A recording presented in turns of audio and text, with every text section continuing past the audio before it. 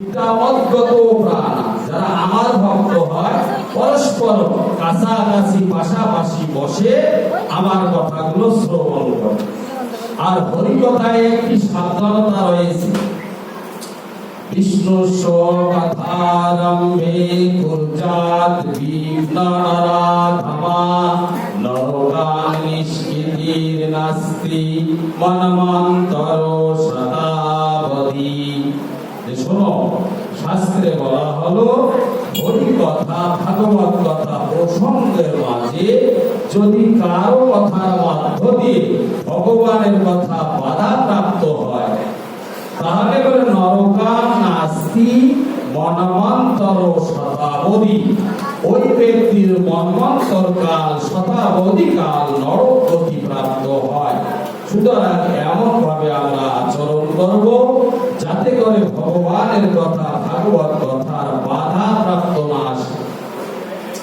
ভগবান বলছেন অনন্য চেতা সততম যোমাং সরতি নিত্যস্য তস্যোহম সুলভ পার্থ নিত্য যুক্ত যোগিনঃ।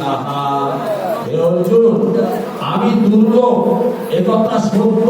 এই জগৎ সংসারে যদি কোনো দুর্লভ বস্তু তা হচ্ছে আমি স্বয়ং। অনন্য চেতা সততম যো মাম সরতি নিত্যস্য তস্য অহং সুলভ পার্থ। হে পার্থ, নিত্য যুক্ত যোগিনঃ। আমি সেই ভক্তের কাছে সুলভ হই যিনি নিরবচ্ছিন্ন ভাবে আমাকে ক্রমাগত হৃদয়ে স্মরণ করে থাকে। তার জন্য আর আমি দুর্লভ হই না, আমি তার জন্য সুলভ হয়ে যাই। তাই আমাদের অনন্য চেতনা সহকারে আমাদের অনাদি গোবিন্দকে সদা সর্বদা স্মরণে রাখতে হবে। আমরা অনেক সময় আনন্দে ভগবানের কথা প্রেমানুল ভুলে যাই। এরকম আমাদের প্রবৃত্তি রয়েছে, কারো কম কারো বেশি, সবার বেলায় হয়ে যাবে এমনটা নয়। আবার দেখা যায় যে দুঃখের বেলায় দেখা যায় যে আমরা অহর ঋষি বদনে গোবিন্দকে বারংবার স্মরণ করি। তো সেজন্য তো কুন্তি দেবী বলেছিলেন, হে বাসুদেব, অনেকে তোমার কাছে অনেক কিছু চায়, আমি তোমার কাছে এই চাচ্ছি যে যত রকমের কষ্ট আছে তুমি আমাদেরকে দিয়ে দাও। কেননা যখন আমরা কষ্টে থাকবো আমি তোমাকে স্মরণ করবো, তুমি আসবে, আর সমস্ত দুঃখ আমরা ভুলে যাব। জয় জয় নিতাই গৌর সীতারাম।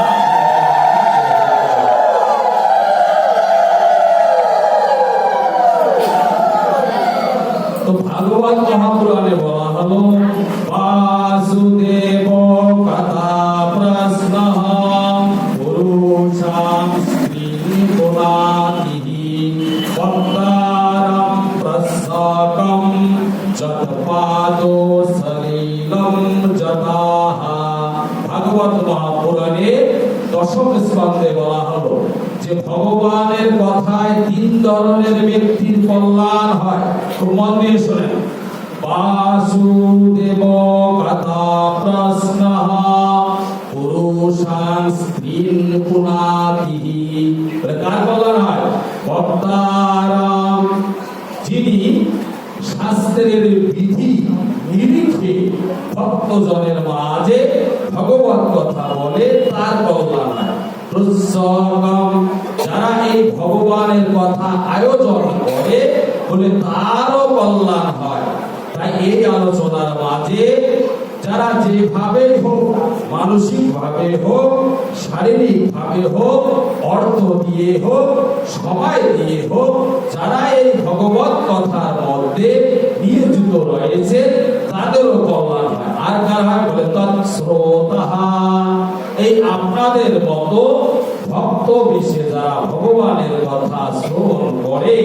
তো ভাগবত মহাপুরাণে বলল এই তিন ব্যক্তির কল্যাণ হয়। উপরন্তু যে স্থানে, যে এলাকায় এই শব্দ যতদূর পর্যন্ত যায় ততদূর পর্যন্ত যত জীব রয়েছে তার সকলের কল্যাণ প্রাপ্ত হয়, এতে কোনো সন্দেহ কারণ নেই। কেননা শ্রবণ মঙ্গলম, ভগবানের কথা শ্রবণ